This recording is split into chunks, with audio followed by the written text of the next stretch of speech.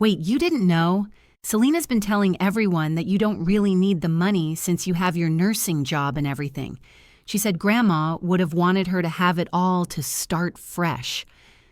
I stared at Stephanie across the coffee shop table, my latte growing cold in my hands.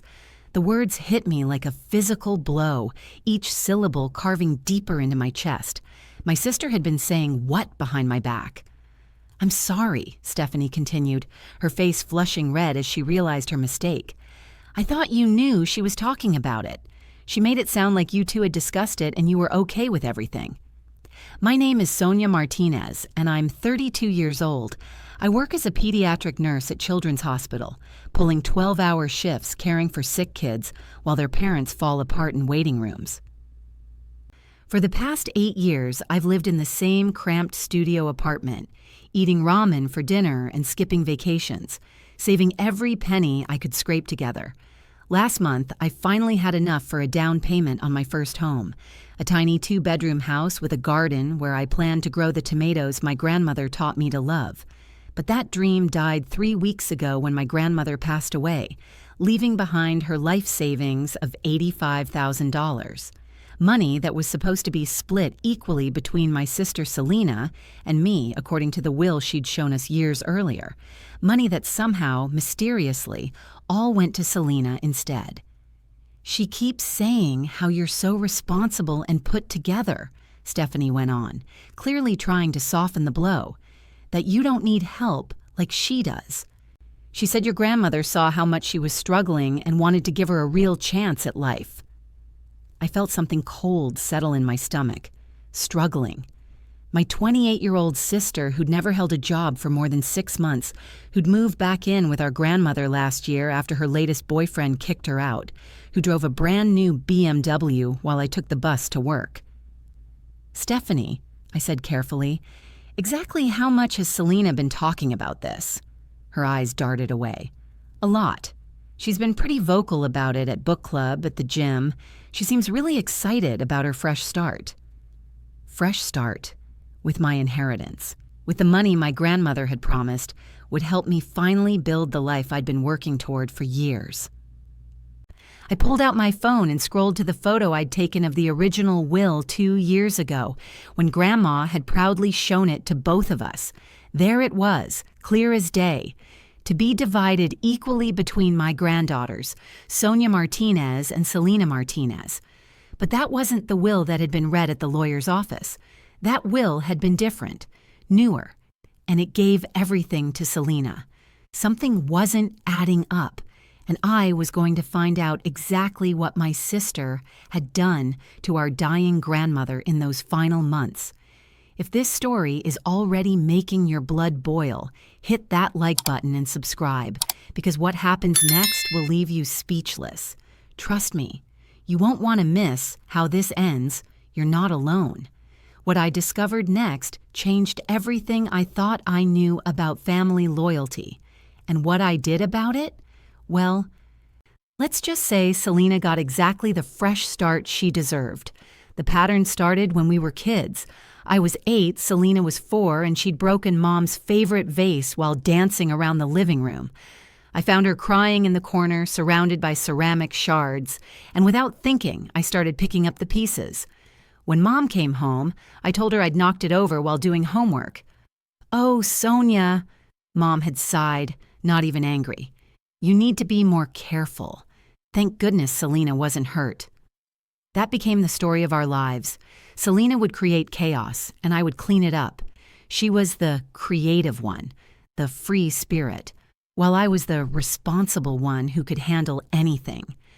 Mom never questioned why her youngest daughter never seemed to face consequences, or why her oldest was always apologizing for things that weren't her fault.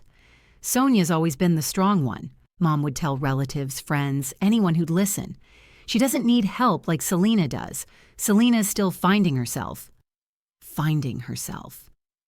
At 28, Celina was still apparently on that journey. In high school, when Celina got caught cheating on her SATs, I spent my college fund on a lawyer to keep it off her record. When she crashed Dad's car senior year, I worked double shifts at the grocery store to help pay the deductible. Mom praised me for being such a good sister, never once asking why I was sacrificing my own future for Celina's mistakes. The pattern continued into adulthood. Celina's first business venture was a boutique clothing store that lasted 8 months before she got bored and stopped paying rent. I co-signed the lease. When she defaulted, my credit score plummeted, and I spent 2 years paying off her debts while she moved on to her next passion project. Then came the yoga studio, then the organic juice bar, then the life coaching certification that she never finished. Each failure cost thousands of dollars, and somehow I always ended up holding the bill. "She just needs to find her calling," Mom would say whenever I expressed frustration. "Not everyone can be as focused as you, Sonia. Some people need more time to bloom." Meanwhile, I was working 60-hour weeks, living on instant noodles, and watching my dreams of home ownership slip further away with each of Celina's fresh starts. The worst part wasn't the money. It was watching Celina charm everyone around her while painting me as the uptight older sister who had it all figured out. She had this way of making her irresponsibility seem endearing. Her failures seem romantic. She was the artist, the dreamer, the one who dared to take risks. I was just the boring nurse who played it safe. But our grandmother saw through it. Grandma Rosa had raised 4 kids during the Depression, worked 2 jobs to put them through school, and saved every penny she could for 60 years. She understood the value of hard work and responsibility. "That girl needs to learn that life isn't a fairy tale," she'd tell me during our weekly visits. "Money doesn't grow on trees, and someone who's never earned a dollar doesn't know what it's worth." Grandma Rosa had always been my ally, the one person who saw my sacrifices and appreciated them. She'd promised that her life savings would be split equally between Celina and me, giving us both a chance at a better future. She'd shown us the will, made sure we both understood her wishes.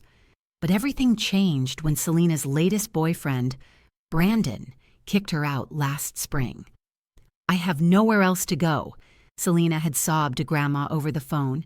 "Sonia's apartment is too small and Mom doesn't have room. I'll be homeless." Of course, Celina conveniently forgot to mention that she'd been kicked out for bringing random men home and throwing parties while Brandon was at work, or that my apartment was small because I'd been paying off her debts for years. Grandma, with her soft heart and fading memory, invited Celina to stay temporarily. Within a week, Celina had moved in completely, filling Grandma's quiet house with her drama and chaos. Suddenly, my weekly visits became awkward. Celina would hover during our conversations, interrupting with stories about her day or complaints about her problems. She'd schedule Grandma's doctor appointments during times when I was working, then act like the devoted granddaughter who never missed an appointment. "Sonia's so busy with her career," Celina would say sweetly whenever I called to check in. "She barely has time for family anymore." The isolation was gradual but deliberate. Celina would answer Grandma's phone and forget to pass along my messages. She'd schedule family dinners on days when I was working 12-hour shifts, then tell Grandma I was too busy to come. She painted herself as the caring granddaughter who'd sacrificed everything to take care of family, while I was the selfish career woman who'd abandoned them. I didn't realize how effective her campaign had been until Grandma's health started declining rapidly in October. When I tried to visit, Celina would meet me at the door with excuses. "She's sleeping," or "she's having a bad day," or "the doctor said she needs rest." I should have pushed harder, should have insisted, but I trusted that Celina, for once in her life, was actually taking care of someone other than herself. The last time I saw Grandma Rosa conscious, she seemed confused, distant. She kept calling me by my mother's name and asking why I never visited anymore. When I tried to correct her, to remind her of our weekly calls and the flowers I'd been sending, she just looked at me with cloudy eyes and said, "Celina told me you were too busy for an old woman like me." My heart shattered. I tried to explain, but Grandma was tired, and Celina was there, rubbing her back and whispering about how I needed to go because I was upsetting her. 2 weeks later, Grandma Rosa died in her sleep. Celina called me at 6 in the morning, sobbing about how she'd been holding Grandma's hand when she passed, how she'd been such a devoted caregiver in those final months. At the funeral, everyone praised Celina for her sacrifice. Such a good granddaughter, they said. She gave up everything to take care of Rosa. I stood there in my black dress, listening to people talk about my sister's devotion, and felt like I was living in an alternate reality. This was the same woman who'd never visited Grandma before she needed a place to live, who'd spent years taking advantage of everyone who loved her. But the real shock came at the reading of the will. The lawyer, Mr. Robinson, cleared his throat and began reading from a document I'd never seen before. This will was dated just 3 weeks before Grandma's death, and it left everything, all $85,000 of her life savings, to Sonia Martinez, in recognition of her devoted care and sacrifice. I sat there stunned, staring at the paper in my hands. This wasn't the will Grandma had shown us. This wasn't what she'd promised. "There must be some mistake," I said, my voice barely a whisper. Mr. Robinson looked uncomfortable. "I'm sorry, Miss Martinez. This is the most recent will on file. It was properly witnessed and notarized." I looked at Celina, expecting to see surprise, confusion, maybe even guilt. Instead, I saw something that made my blood run cold. Satisfaction. She was trying to look sad, but there was a smugness in her eyes that she couldn't quite hide. She'd planned this, all of it. The moving in, the isolation, the manipulation of a dying woman's confused mind. My sister had orchestrated the theft of my inheritance with the same calculated precision she'd used to destroy every other aspect of my life. And she'd gotten away with it. The truth came from Mrs. Griffin, Grandma's next-door neighbor of 30 years. I'd gone to her house 3 days after the funeral, hoping to find some answers about those final months. What I discovered made me physically sick. "Oh, honey," Mrs. Griffin said, inviting me into her kitchen where she'd made tea and set out the butter cookies Grandma used to love. "I was wondering when you'd come by. I have to tell you, I was so confused during those last few months." She poured the tea with shaking hands, her 78-year-old face creased with concern. "Your sister told your grandmother you were too busy climbing the career ladder to spend time with family. She said you only cared about money and that you'd grown cold and selfish since getting your nursing degree." The teacup rattled against the saucer as I set it down. "She said what?" "I kept telling Rosa that didn't sound like you at all. You'd been visiting every Sunday for years, bringing those beautiful flowers from the farmer's market. But Celina had an explanation for everything. She said you only came by out of obligation, that you spent the whole time checking your phone and talking about work." My throat felt like it was closing. "That's not true. I loved those visits. They were the best part of my week." Mrs. Griffin reached across the table and patted my hand. "I know, sweetheart. I could see it in your face every time you walked up that front path. You lit up when you saw your grandmother. But Rosa's mind wasn't what it used to be, and Celina was very convincing." She stood up and walked to her kitchen window, the one that looked directly into Grandma's backyard. "Celina would time it perfectly. She'd wait until you called, then she'd start crying to your grandmother about how hurt she was that you never made time for family anymore. She'd say things like, 'Sonia probably thinks we're just a burden now that she's successful.'" I felt bile rising in my throat. Grandma believed her? Rosa was scared and confused.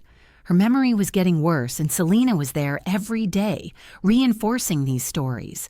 She'd show your grandmother articles about successful people who abandon their families, talk about how money changes people. By the end, Rosa was convinced you'd outgrown them. The manipulation was even more calculated than I'd imagined. Celina hadn't just isolated Grandma physically. She'd poisoned her mind against me, made her believe I'd become someone I'd never been. "There's something else," Mrs. Griffin said quietly. "The day before Rosa died, she was sitting on her porch, and she looked so sad. I asked her what was wrong, and she said, 'I hope I'm doing the right thing with the will.'" Celina says Sonia won't even notice the money is gone, but it feels wrong to leave one granddaughter with nothing. My heart shattered completely. Grandma had died thinking I didn't love her, that I wouldn't even care about losing my inheritance. She'd spent her final days believing her devoted granddaughter had become a cold, money-obsessed stranger. I drove home in a daze, Mrs. Griffin's words echoing in my head. But the real breaking point came 2 days later when I saw Celina's Instagram post. There she was, posing next to a gleaming white BMW convertible, her arms spread wide with a caption that read, "New car, new life. Sometimes the universe gives you exactly what you need to start fresh." Grandma Rosa would be so proud. #blessed, #fresh start, #living my best life. The comments were full of congratulations and heart emojis, friends praising her for finally catching a break and deserving all the good things. Not one person questioned where a chronically unemployed 28-year-old had gotten the money for a luxury car. I screenshot the post and did some research. A BMW convertible like that cost at least $30,000. $30,000 of my grandmother's life savings, spent on a car while I was still taking the bus to work. But that was just the beginning.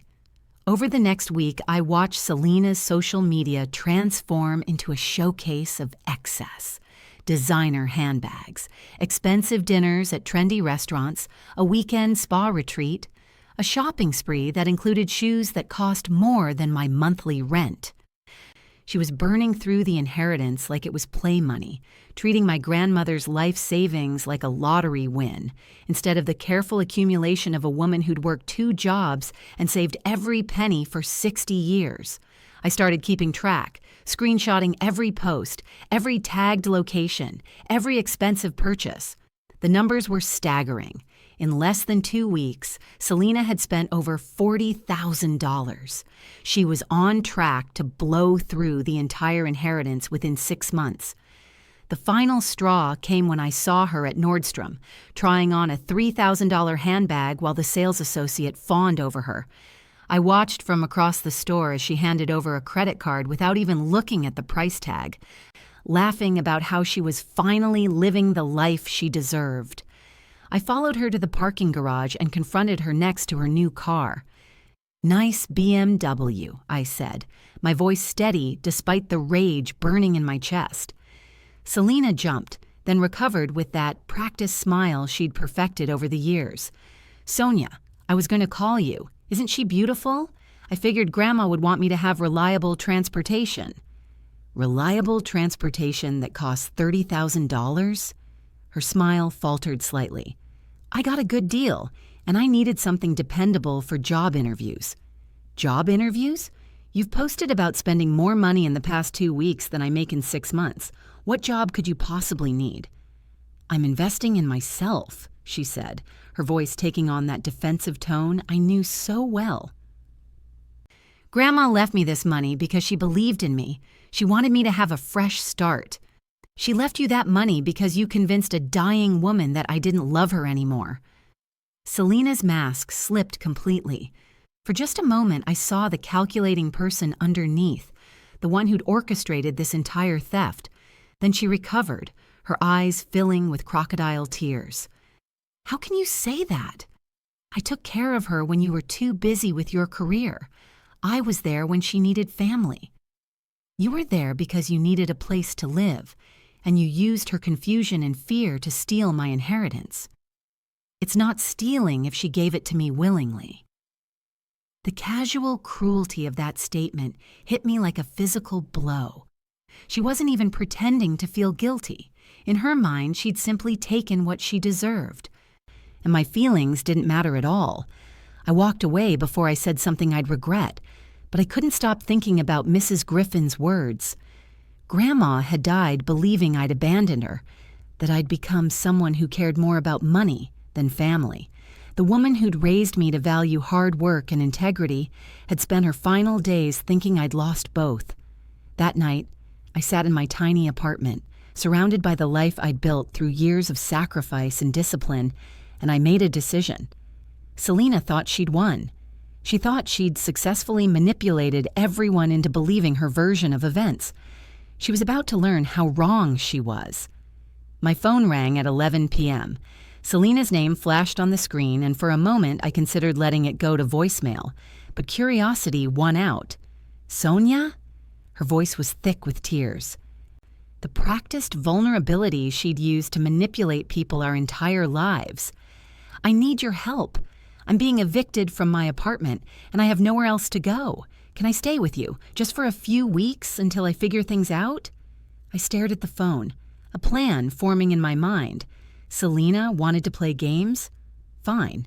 But this time, I was going to be the one setting the rules. Of course, I heard myself say. Family helps family, right? I just need a few months to get back on my feet, Celina sobbed into the phone. You're the only family I have left, Sonia. Please. I know we haven't always been close, but I'm desperate.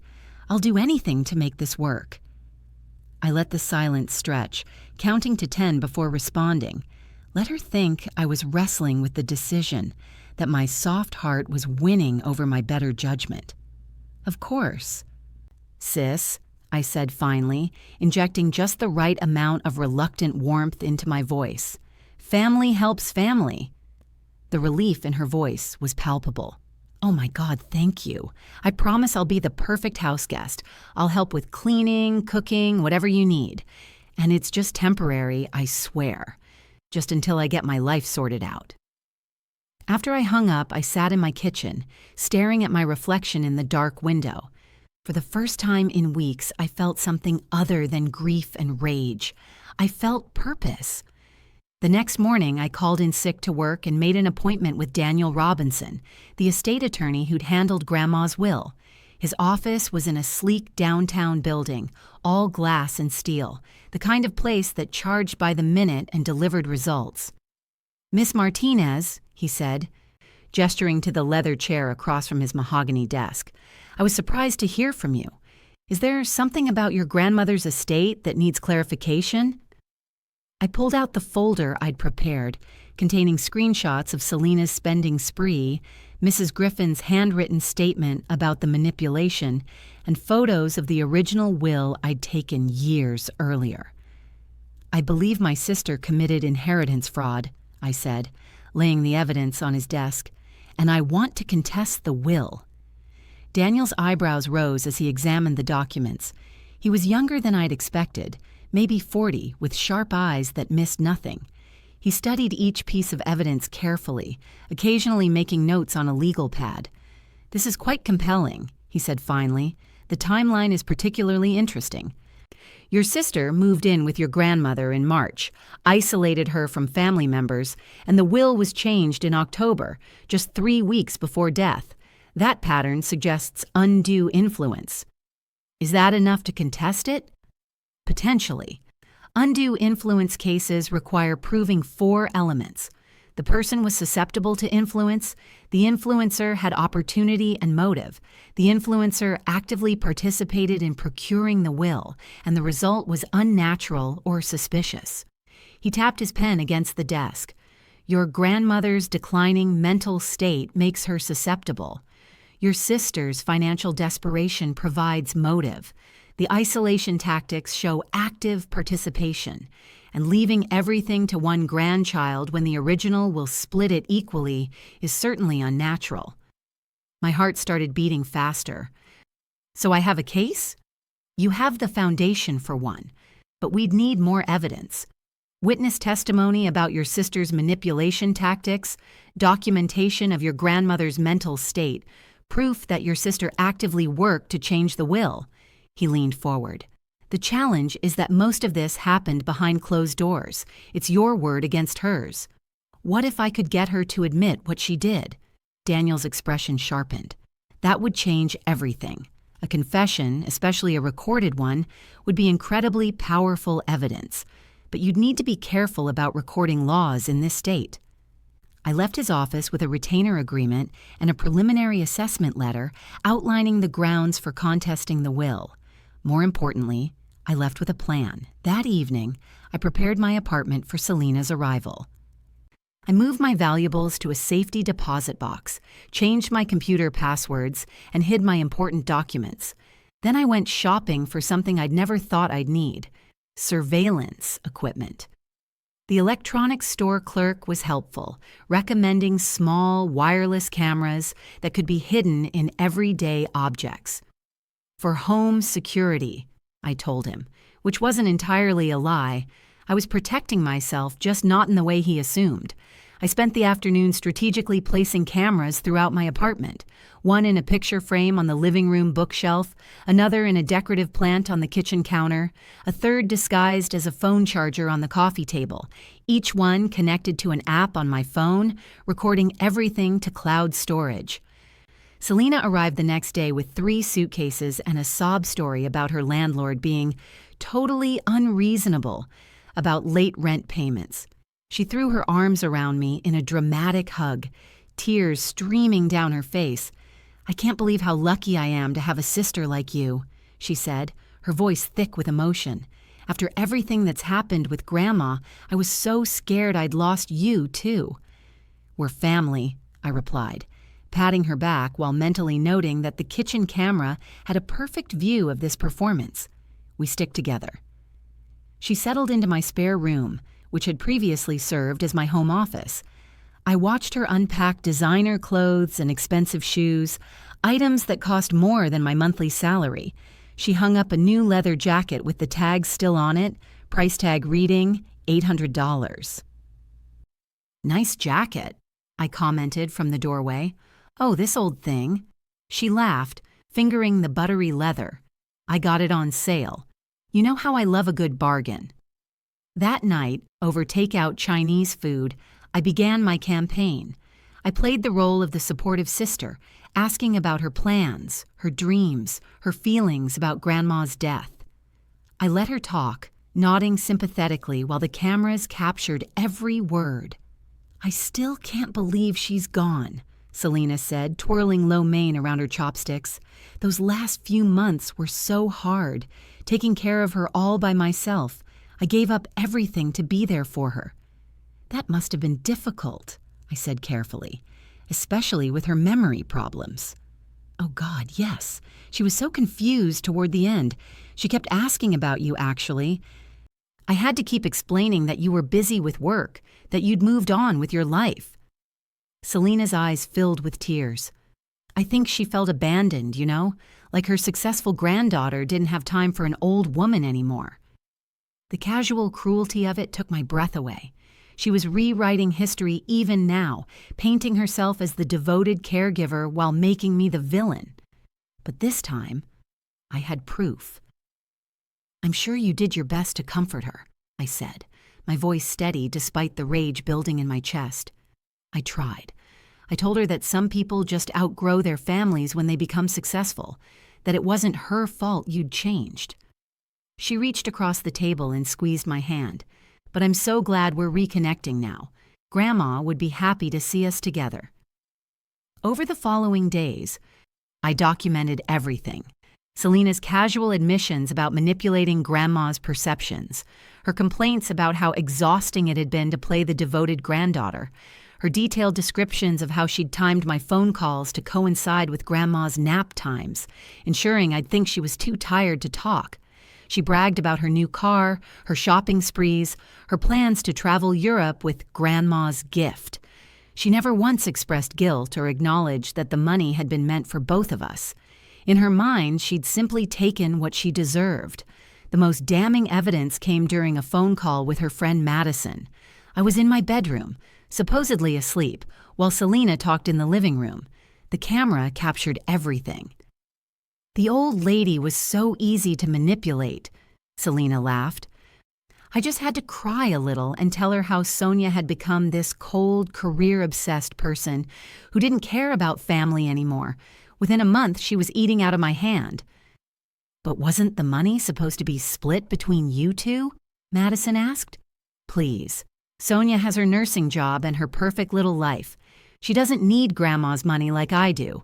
Besides, I earned it by putting up with that senile old woman for months. Do you know how boring it was sitting there listening to her ramble about the old days?" My hands shook as I watched the footage later that night. She'd called our grandmother senile, boring, a burden to be endured. The woman who'd raised 4 children during the Depression, who'd worked 2 jobs to put them through school, who'd saved every penny for 60 years to leave something for her granddaughters. But I had what I needed now: confession, motive, and a clear pattern of manipulation. Daniel Robinson was going to love this evidence. As I prepared for bed, I heard Celina on the phone again, this time with our mother. "Sonia's being so sweet letting me stay here," she was saying. "I think she finally understands that family is more important than money. Maybe losing Grandma taught her what really matters." I smiled in the darkness. Celina thought she'd won. She thought she'd successfully manipulated everyone, including me. She had no idea that every word, every admission, every casual cruelty was being documented and stored. She was about to learn that underestimating people had consequences, and this time I was going to be the one teaching the lesson. What would you do in my position? Let me know in the comments. Sometimes the people who hurt us most are the ones who think they know us best, but they're about to discover just how wrong they can be. Within a week of moving in, Celina had transformed my quiet apartment into her personal headquarters. She'd rearranged my furniture to better accommodate her morning yoga routine, filled my refrigerator with expensive organic foods I couldn't afford, and turned my living room into a staging area for her daily outfit selections. "Sonia, could you grab me a green tea?" she called from the couch where she was sprawled with her laptop, planning what looked like another shopping expedition. "And maybe some of those almond crackers I bought? I'm starving." I bit my tongue and fetched her snacks, reminding myself that every interaction was being recorded. The kitchen camera captured her dismissive wave as I set the tea down, her attention already back on her screen.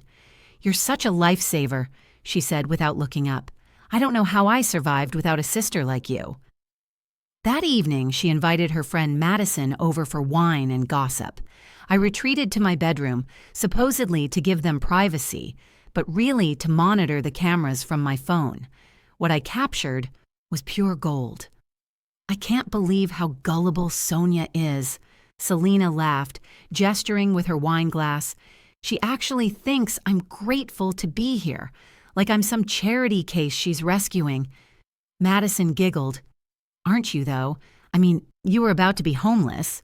"Please, I could have figured something out, but this is so much easier. Free rent, free food, and she waits on me hand and foot. It's like having a live-in maid who pays all the bills." My jaw clenched as I watched them laugh at my expense, but it got worse. "The best part is how guilty she feels about the inheritance," Celina continued.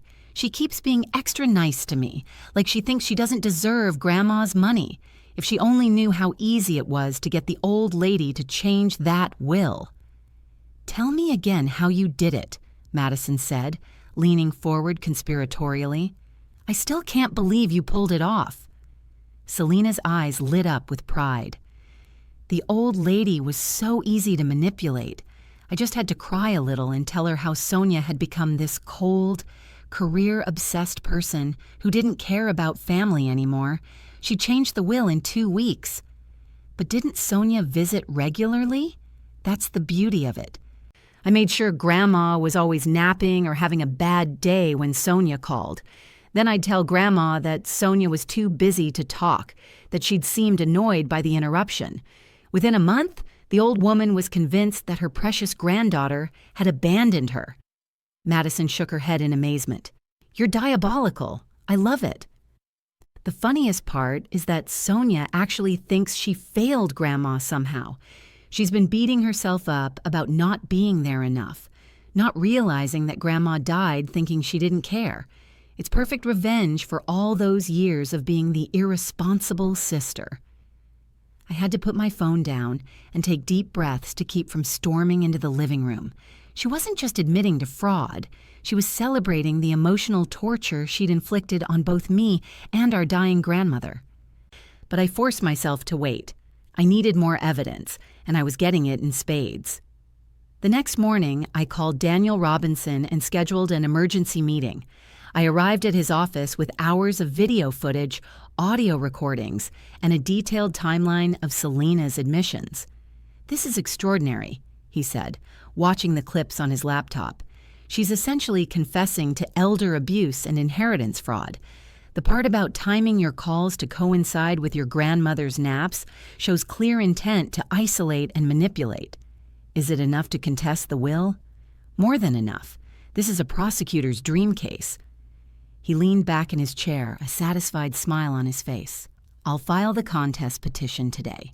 The court will freeze the inheritance pending investigation, which means your sister won't be able to access any more of the funds." My heart raced. "How long will that take?" "The freeze will be immediate once I file the paperwork. Your sister will probably receive notification within 48 hours. I left his office feeling lighter than I had in months. Justice was finally within reach. That afternoon, I went to work as usual, maintaining my normal routine. When I came home, I found Celina hosting what looked like a small party. 3 of her friends were sprawled across my furniture, empty wine bottles cluttering my coffee table, takeout containers from an expensive restaurant scattered across my kitchen counter.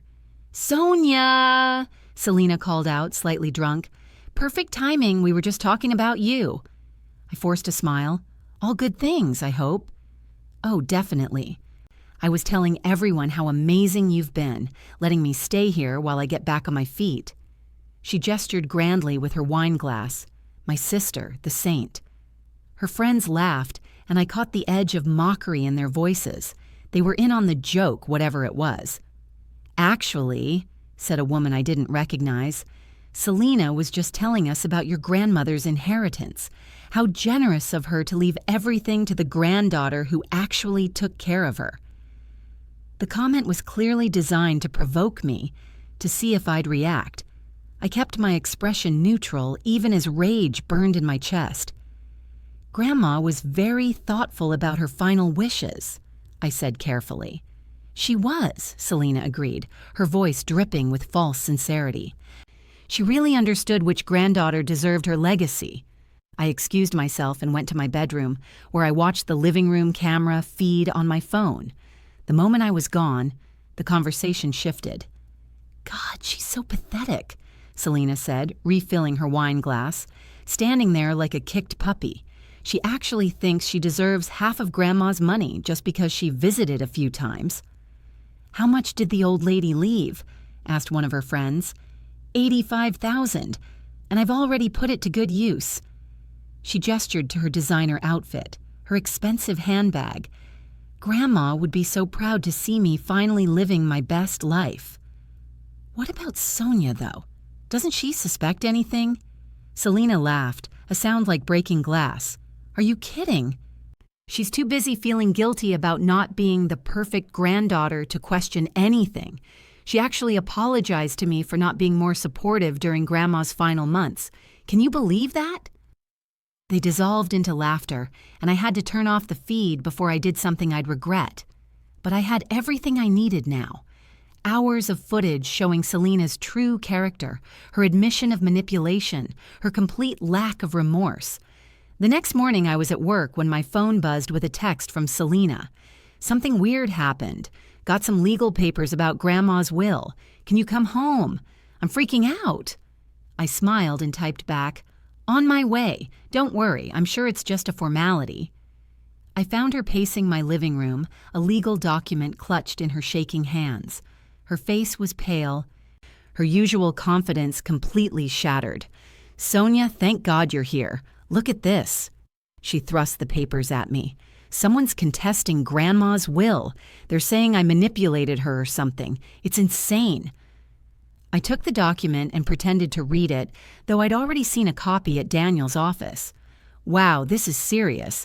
It says the inheritance is frozen pending investigation." "Frozen?" Her voice cracked. "What does that mean?" "It means you can't access any more of the money until this is resolved." I looked up at her with fake concern. "Celina, is there any truth to these allegations? Did something happen with Grandma that I should know about?" "No, of course not. I took care of her. I was devoted to her. This is probably just some money-hungry lawyer trying to make a quick buck." but her eyes were darting around the room, and I could see the panic setting in. The document says they have evidence of undue influence and elder abuse. Video evidence. I watched her face carefully. That's pretty specific. The color drained from her cheeks completely. Video evidence? That's impossible. There were no cameras in Grandma's house. Maybe someone recorded conversations? Or maybe there are witnesses who saw something? I shrugged, playing innocent. I'm sure if you didn't do anything wrong, you'll be fine. But Celina wasn't fine. Over the next few hours, I watched her spiral into panic. She called the bank and discovered that her access to the inheritance account had indeed been frozen. She called 3 different lawyers, all of whom quoted fees she couldn't afford now that her money supply had been cut off. That evening, she sat on my couch with her laptop, frantically Googling inheritance fraud penalties and elder abuse charges. The confident, manipulative woman who'd been mocking me just days before had been replaced by someone desperate and scared. "Sonia," she said, her voice small, "what if whoever's doing this actually wins? What if they take away Grandma's money?" I sat down beside her, the picture of sisterly concern. "Then, I guess you'll have to figure out how to support yourself like the rest of us." For the first time since she'd moved in, Celina looked at me with something approaching respect. She was finally beginning to understand that her safety net was gone, that the consequences of her actions were catching up with her. But she still had no idea that I was the one holding the rope. The phone calls started at 6 a.m. the next morning.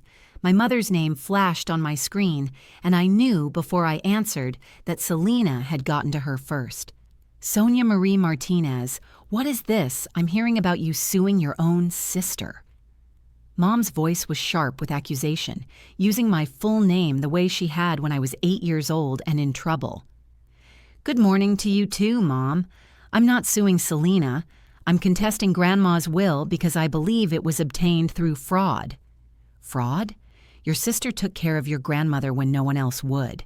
She sacrificed months of her life to be there for family, and this is how you repay her." I closed my eyes, recognizing the script. Celina had already spun her version of events, painting herself as the martyred caregiver and me as the greedy villain. "Mom, did Celina tell you she spent $30,000 on a BMW, or that she's blown through almost half of Grandma's life savings in less than a month? She needed reliable transportation for job interviews, and what she does with her inheritance is her business." "Her inheritance? Mom, that money was supposed to be split between us. You know that." There was a pause, and I could hear the doubt creeping into her voice. "People change their minds, Sonia. Maybe your grandmother saw how much Celina needed help.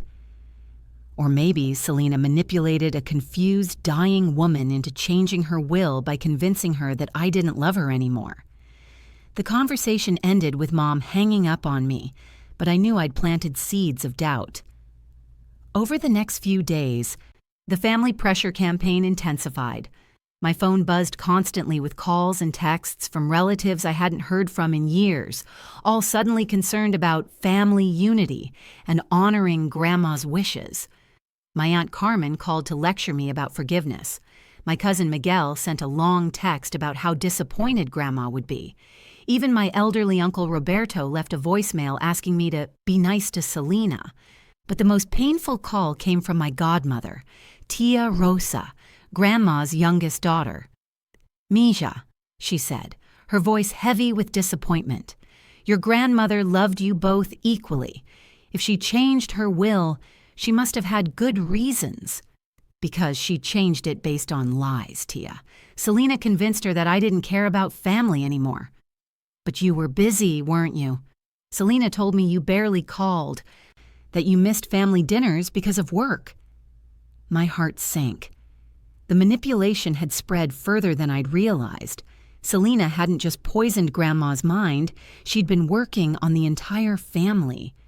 "Tia, I called Grandma every week for 8 years. I visited every Sunday until Celina moved in and started making excuses. That's not what Celina says." Meanwhile, at home, Celina was becoming increasingly desperate and erratic. She'd stopped pretending to look for jobs, instead spending her days on the phone with lawyers, trying to find someone who would take her case on contingency. I watched through the cameras as she practiced speeches in front of my bathroom mirror, rehearsing her victim narrative with theatrical tears. "Your Honor," she said to her reflection, "my sister is trying to steal my inheritance because she's jealous of the special relationship I had with our grandmother." The breaking point came when she started going through my personal belongings. I caught her on camera rifling through my desk drawers, photographing my bank statements with her phone. "Looking for something?" I asked, walking into my bedroom where she was crouched beside my nightstand. She jumped up, her face flushing red. I thought I dropped an earring in here earlier." "In my clothes drawer?" That night, she made her most desperate play yet. I was in the kitchen when she emerged from her room with a manila folder, her expression triumphant. "I found something that's going to end this whole mess," she announced, setting the folder on the counter. Inside were photocopies of what appeared to be medical records and a handwritten note, supposedly from our grandmother. Proof that Grandma was completely mentally competent when she changed her will. And this, she held up the handwritten note, is a letter she wrote explaining why she decided to leave everything to me. I examined the documents more closely. The medical records looked legitimate, but the handwriting on the note was wrong. Too steady, too modern. Grandma's arthritis had made her handwriting shaky in her final years. "Where did you get these?" "I found them in Grandma's house when I was cleaning out her things." "Celina, this handwriting doesn't look like Grandma's." Her confidence faltered slightly. She was having a good day when she wrote it. I pulled out my phone and showed her a photo of a birthday card Grandma had sent me just 6 months before she died. The handwriting was completely different, shaky, uneven, with letters that trailed off mid-word. "This is what Grandma's handwriting actually looked like toward the end. What you have here is forgery." "You're wrong. You're just desperate to discredit anything that proves I'm telling the truth." But I could see the panic in her eyes. She knew I'd caught her. The next morning, I forwarded copies of her forged documents to Daniel Robinson, along with the camera footage of her going through my belongings. "Your sister just handed us the case," he said over the phone. "Attempting to forge evidence is a felony." That afternoon, Celina received another set of legal papers, this time notifying her that she was under investigation for document forgery and evidence tampering. "This is all your fault," she said quietly. "You couldn't just let me have this one thing." "I didn't destroy anything, Celina. You did. The moment you decided to manipulate a dying woman for money. She wanted me to have it. She loved me more. She loved us both, but you convinced her I didn't love her back. You made our grandmother die thinking her granddaughter had abandoned her." For the first time, I saw genuine emotion in Celina's eyes, not practiced tears, but real fear and regret. What if I give it back? What if I return whatever's left? There's barely anything left to return, and you can't undo what you did to Grandma's final months. The phone rang. It was Mom. And this time, her voice was different, smaller, uncertain. "Sonia? I just got off the phone with Mrs. Griffin. She told me some things about what happened with your grandmother." There was a long pause. "I think we need to talk." I looked at Celina, who had gone pale. The neighbor who'd witnessed everything was finally speaking up. "How can you do this to your own sister?" Mom had asked me days before. "She's homeless because of you." Now I had my answer ready. "She's homeless because she spent $30,000 of stolen money on a car, Mom." The truth was finally coming to light. The courthouse was smaller than I'd expected, with worn wooden benches and fluorescent lighting that made everyone look pale and tired. I sat beside Daniel Robinson at the plaintiff's table, my hands folded in my lap to keep them from shaking. Across the aisle, Celina sat with a court-appointed attorney she'd managed to secure at the last minute, her designer clothes replaced by a conservative black dress that screamed, "Innocent victim." Behind us, the gallery was filled with family members. Mom sat in the front row, her face carefully neutral. Tia Rosa was there, along with several cousins who'd driven in from out of town. Mrs. Griffin had come too, clutching a manila folder containing her written statement. Judge Patricia Hernandez entered the courtroom with the no-nonsense bearing of someone who'd seen every type of family drama imaginable. She was in her 50s, with silver-streaked hair and sharp eyes that missed nothing. "This is a petition to contest the will of Rosa Martinez, deceased," she announced, settling behind the bench. "The petitioner alleges undue influence and elder abuse. Mr. Robinson, you may present your case." Daniel stood, his movements confident and precise. "Your Honor, the evidence clearly shows a pattern of manipulation and elder abuse designed to defraud my client of her rightful inheritance. The deceased's granddaughter, Celina Martinez, systematically isolated Mrs. Rosa Martinez from family members, manipulated her perception of reality, and coerced her into changing a will that had stood unchanged for over 5 years." He began with the timeline, showing how Celina had moved in with Grandma only when she needed housing, how the will had been changed just weeks before death, how the original will had split the inheritance equally. The defendant spent over $40,000 of the inheritance within weeks of receiving it, Daniel continued, displaying bank records on a large screen. A $30,000 luxury vehicle, designer clothing, expensive dinners, spa treatments. This was not the behavior of someone honoring a beloved grandmother's memory, but of someone who viewed the inheritance as a windfall to be squandered. Then came the video evidence. The courtroom fell silent as Celina's voice filled the room through the speakers. The old lady was so easy to manipulate. I just had to cry a little and tell her how Sonia had become this cold, career-obsessed person who didn't care about family anymore. She changed the will in 2 weeks. I heard Mom gasp behind me. Several family members shifted uncomfortably in their seats. On the screen, Celina was laughing with Madison, bragging about her manipulation tactics, mocking both me and our dying grandmother.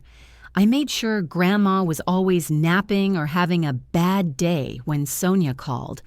Then I'd tell Grandma that Sonia was too busy to talk, that she'd seemed annoyed by the interruption. Within a month, the old woman was convinced that her precious granddaughter had abandoned her. The audio continued, each clip more damning than the last. Celina calling Grandma senile and boring, celebrating how she'd poisoned our grandmother's mind against me, admitting that she'd timed my visits to ensure maximum isolation. Celina's attorney, a tired-looking public defender named Mr. Walsh, tried to object to the recordings, claiming they were obtained illegally. But Daniel had done his homework. The recordings were made in my own home, where I had every right to install security cameras. When it was Celina's turn to testify, she took the stand with tears already streaming down her face. Her performance was Oscar-worthy, the devoted granddaughter who'd sacrificed everything to care for a dying woman, only to be attacked by a jealous sister who couldn't accept that she wasn't the favorite. I was just trying to help Grandma, she sobbed, dabbing at her eyes with a tissue. She wanted me to have the inheritance. She told me so many times how proud she was of me for taking care of her when no one else would. "Miss Martinez," Judge Hernandez said, her voice cutting through the theatrics.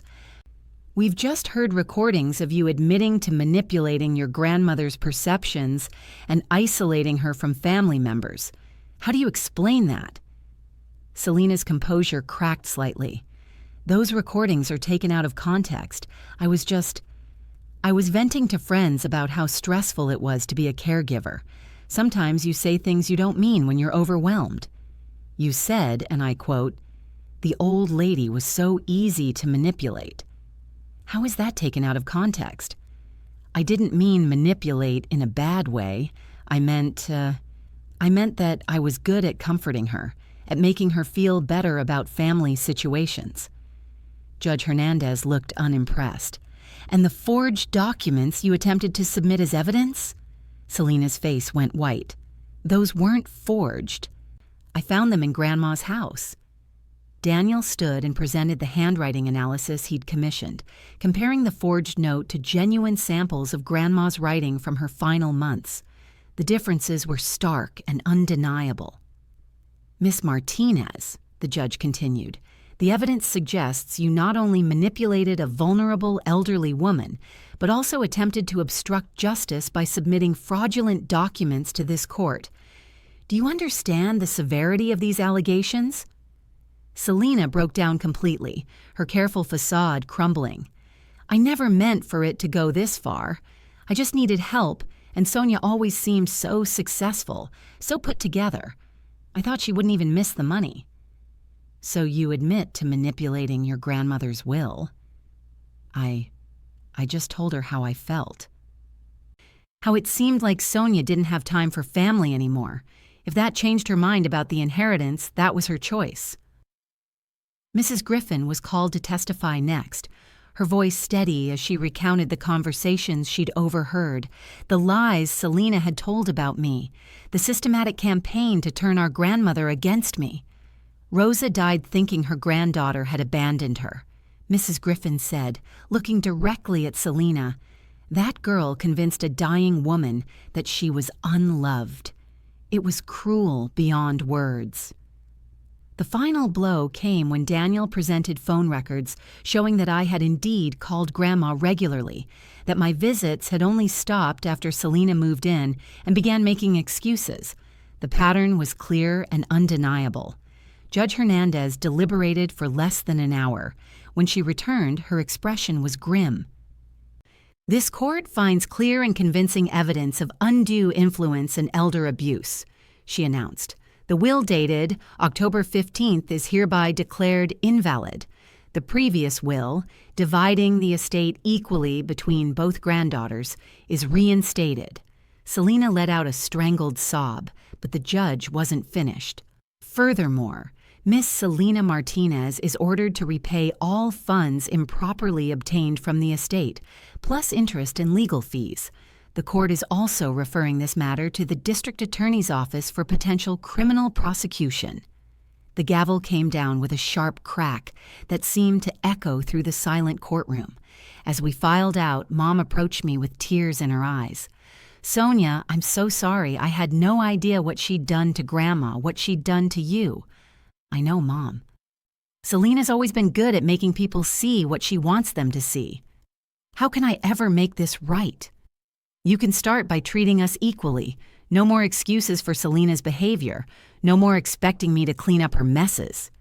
Behind us, Celina was arguing with her attorney, her voice rising in panic as the reality of her situation sank in. She faced potential felony charges, a massive debt she couldn't pay, and the complete destruction of her reputation. Justice was served, but the story isn't over yet. Drop a comment if you think Celina got what she deserved, or if you think I went too far, because what happened next changed our family forever. 6 months later, I stood in the backyard of my new home, planting tomatoes in the memorial garden I'd created for Grandma Rosa. The house was modest but perfect. 3 bedrooms, a real kitchen, and enough space for the life I'd always dreamed of building. I'd used my half of the inheritance exactly as Grandma would have wanted, responsibly, thoughtfully, as an investment in my future rather than a shopping spree. The down payment on the house, a small emergency fund, and the rest carefully invested for retirement. Every decision honored her memory and the values she'd tried to instill in both her granddaughters. The tomato plants were thriving in the rich soil, their green stems reaching toward the sun. A small stone marker bore her name and the words, "She taught me to grow." My phone buzzed with a text from Mom. "Dinner Sunday, I'm making your favorite enchiladas." Our relationship had slowly healed over these months. Mom had finally acknowledged the favoritism that had shaped our childhood. The way she'd always expected me to be the responsible one while making excuses for Celina's behavior. I enabled her, Mom had admitted during one of our difficult conversations. I thought I was protecting her, but I was really just teaching her that actions don't have consequences. Celina's life looked very different now.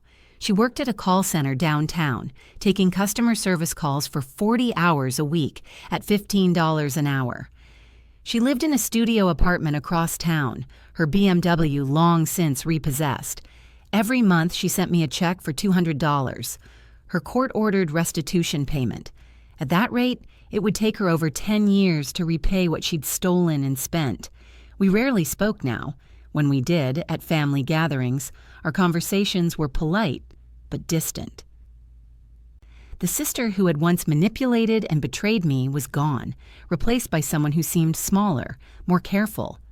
"I'm sorry," she'd said to me at Christmas, the first genuine apology I'd ever heard from her.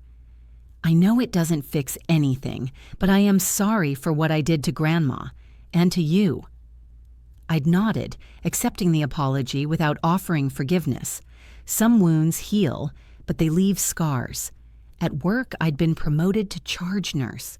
The confidence I'd gained from standing up for myself had translated into stronger leadership skills and better boundaries.